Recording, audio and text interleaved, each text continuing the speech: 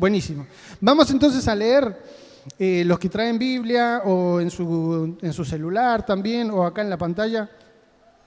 Lucas 1, desde el versículo 5 en adelante. ¿Sí? Yo lo voy a leer, ustedes me van acompañando si quieren.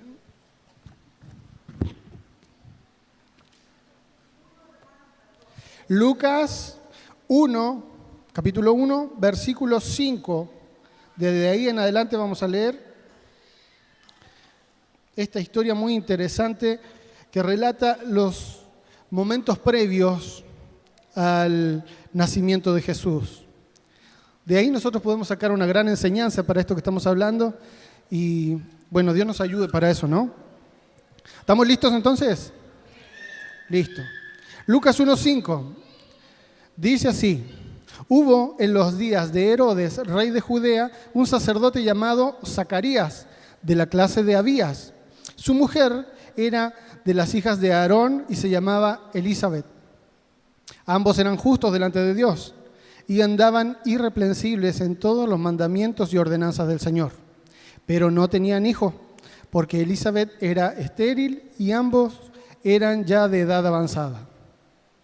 Aconteció que ejerciendo Zacarías el sacerdocio delante de Dios según la orden de su clase, conforme a la costumbre del sacerdocio, le tocó en suerte ofrecer el incienso, entrando en el santuario del Señor. Y toda la multitud del pueblo estaba afuera orando a la hora del incienso. Y se le apareció, está hablando de Zacarías, ¿no? Y se le apareció un ángel del Señor puesto en pie a la derecha del altar del incienso. Y se turbó Zacarías al verle y le sobrecogió temor.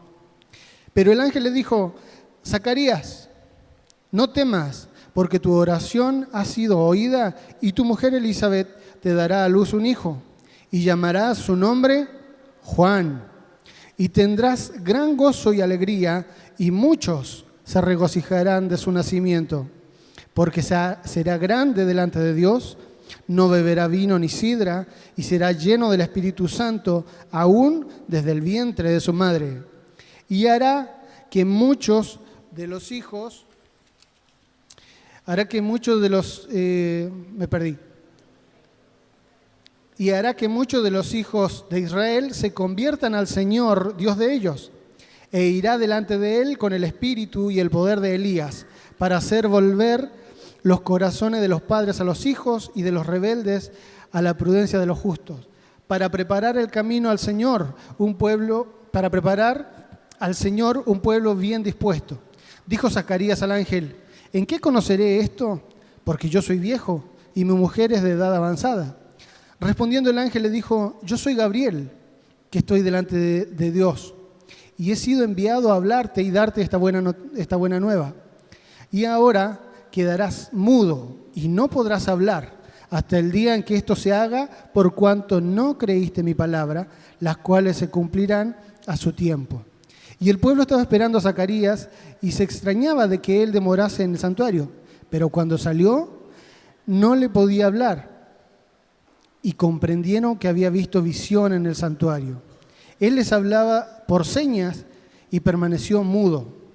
Y cumplidos los días de su ministerio, se fue a su casa. Después de aquellos días, concibió su mujer Elisabet y se recluyó en casa por 5 meses, diciendo: así ha hecho conmigo el Señor en los días en que se dignó quitar mi afrenta entre los hombres. Bien, esta historia, ¿cierto? Lo podemos resumir así.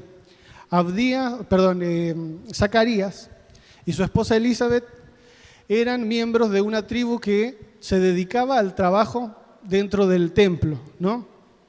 A hacer cosas dentro del templo. Y Zacarías le tocó en una de esas llevar el incienso dentro del templo. Todas estas costumbres y todos estos rituales los podemos aprender y leer en el libro de Éxodo, de Levítico, de Deuteronomio, ¿cierto?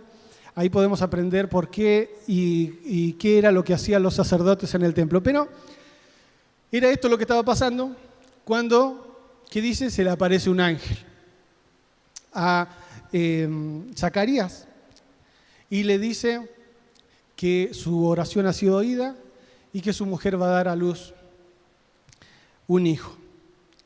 Ahora, nosotros, si empezamos a pensar en la vida de Jesús, hay una parte donde se habla de la genealogía de Jesús y se toma desde bien atrás, desde Abraham y más atrás, y se empieza a seguir cada persona que tiene que ver con esta cadena, ¿no?, que son las genealogías hasta llegar a Jesús.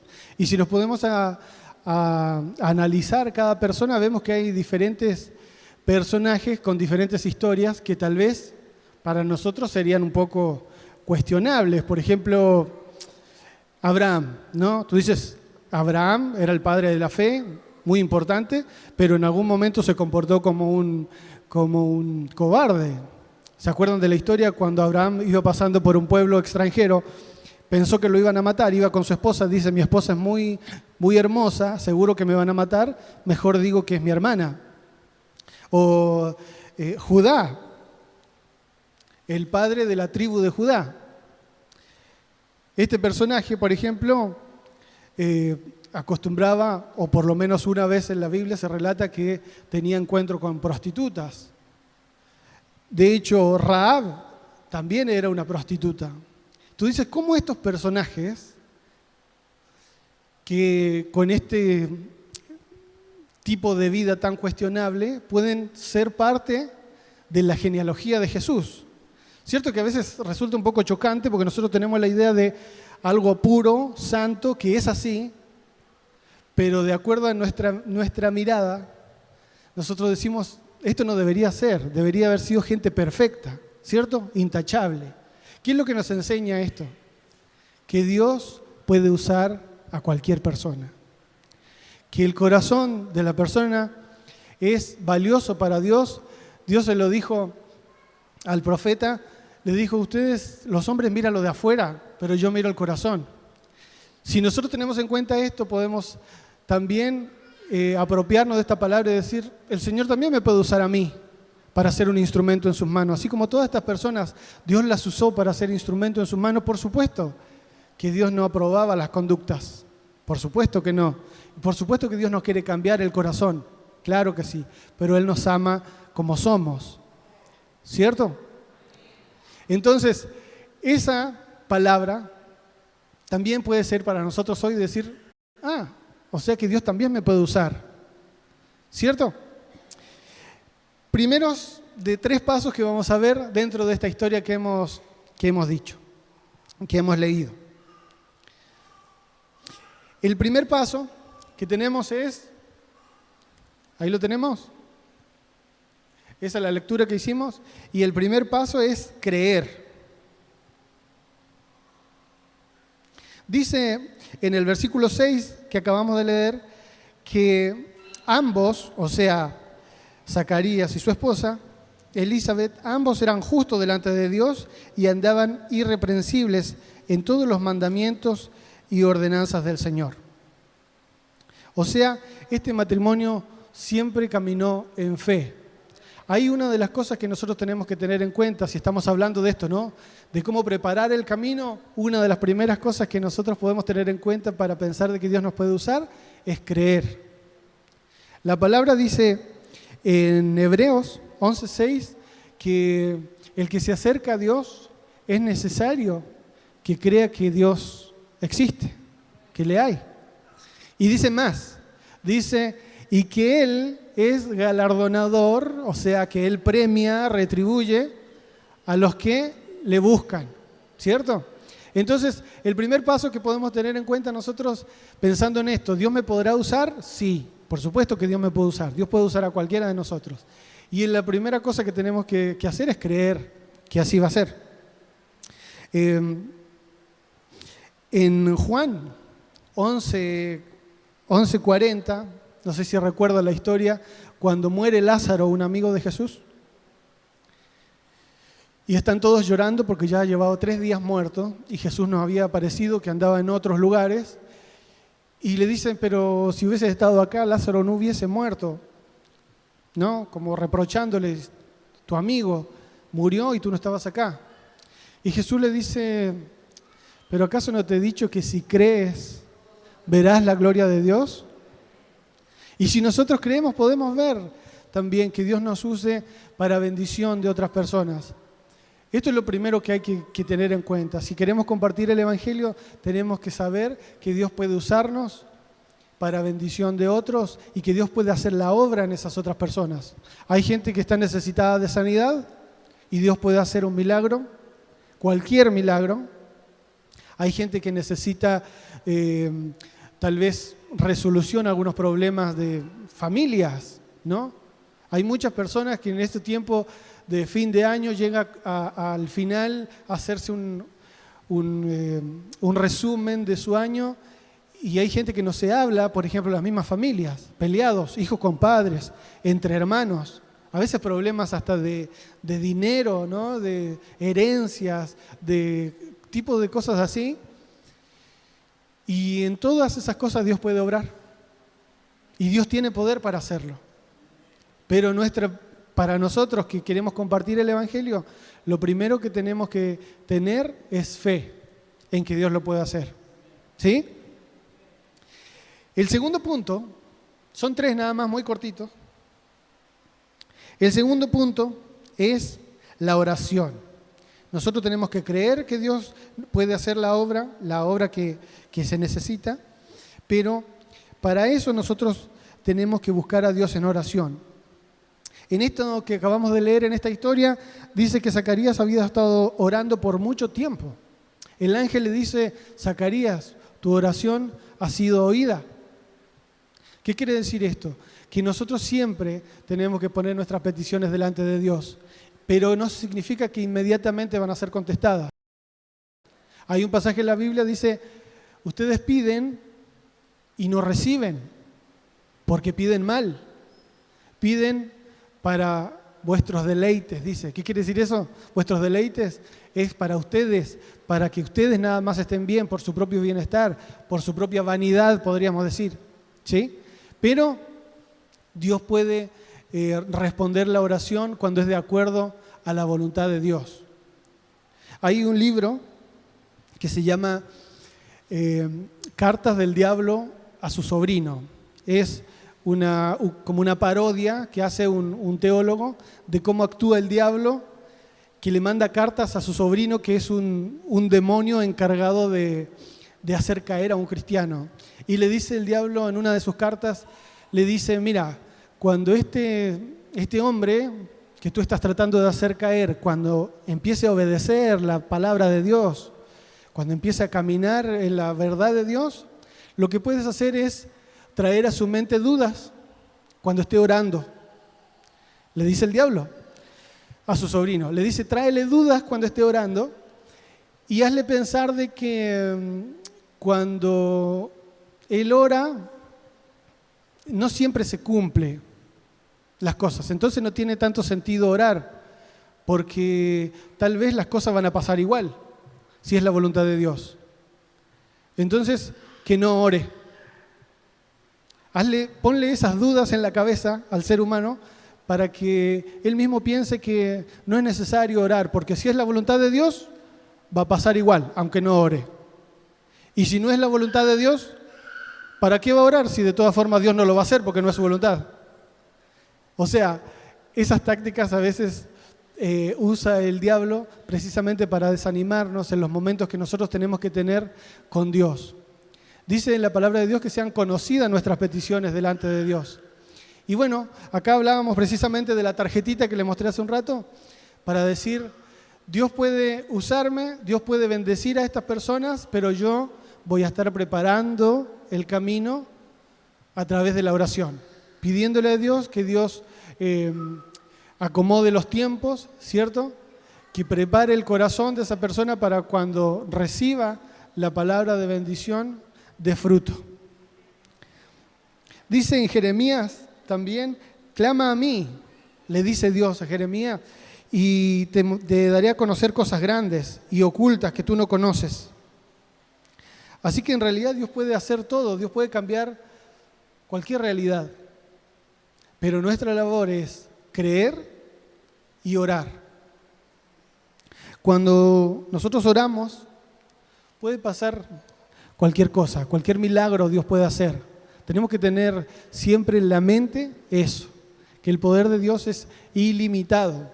A veces tenemos en cuenta las leyes naturales, que son las que nos gobiernan acá, pero no nos damos cuenta que Dios creó las leyes naturales, entonces no las pueden gobernar a Él. Por eso puede hacer lo que Él quiera, ¿sí? Pero necesitamos creer en eso. Y el punto número 3 es actuar, ¿cierto? Primero está creer. Nosotros veíamos que Zacarías y su esposa Elizabeth vivían de acuerdo a la voluntad de Dios, caminaban en los preceptos de Dios y por supuesto eso lo hacía creer porque caminaban en sus mandamientos. En segundo lugar, la oración era muy importante porque el ángel le dice, tu oración ha sido contestada. ¿Cuántos años llevaban orando? Quizás muchos, porque la Biblia dice en lo que acabamos de leer que ellos ya eran de edad muy avanzada y aparte de eso, Elizabeth era estéril, o sea, eran de edad muy avanzada y estéril. Dos cosas que naturalmente son difíciles de revertir para un matrimonio que quiere tener hijos, ¿no?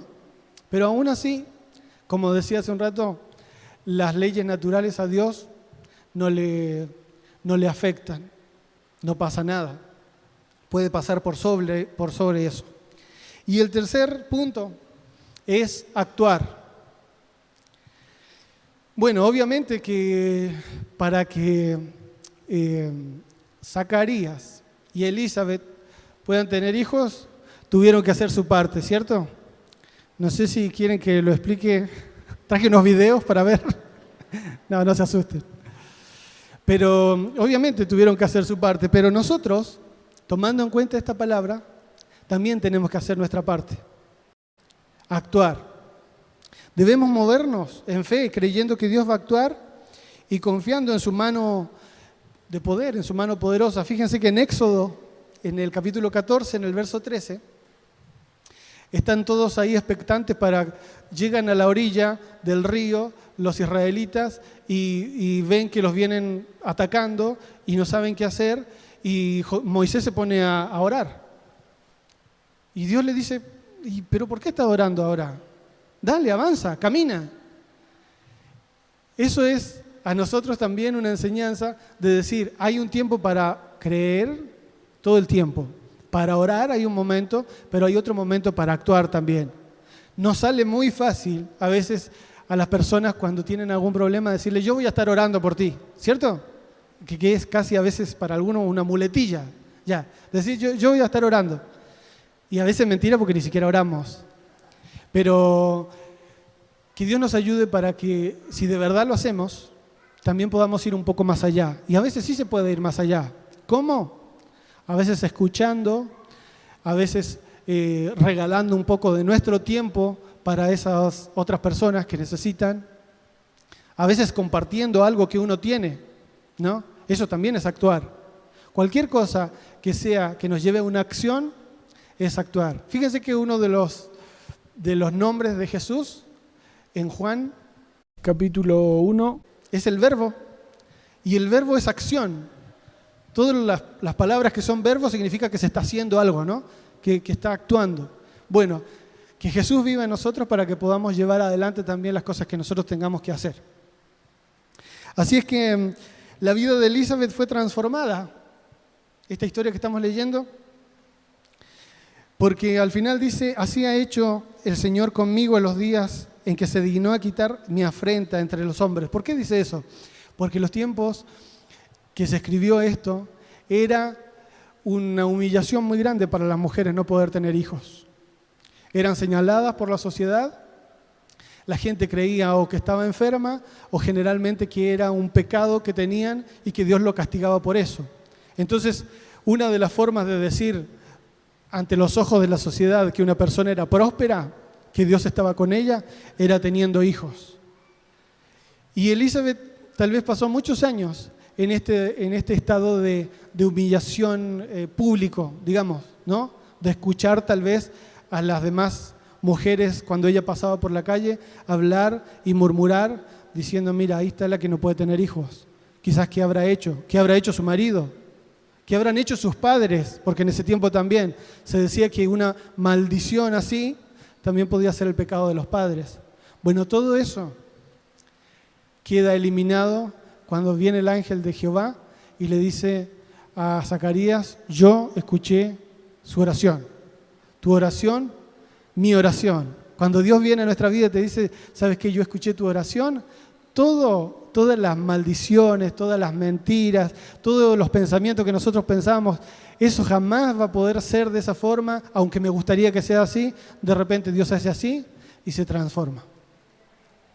Y ese es el mensaje que queremos dar. Ese es el mensaje de Jesús. Por eso Jesús nació, para venir a sentir lo que nosotros sentíamos, a vivir como nosotros vivíamos y decirnos: ¿sabes qué? Hay un camino, yo te muestro el camino, ahora yo me voy, pero les enviaré el Consolador para que los guíe a ese camino, a la verdad y a la justicia. Ese es el mensaje que queremos compartir con las personas de las que vamos a estar orando el 18. ¿Sí?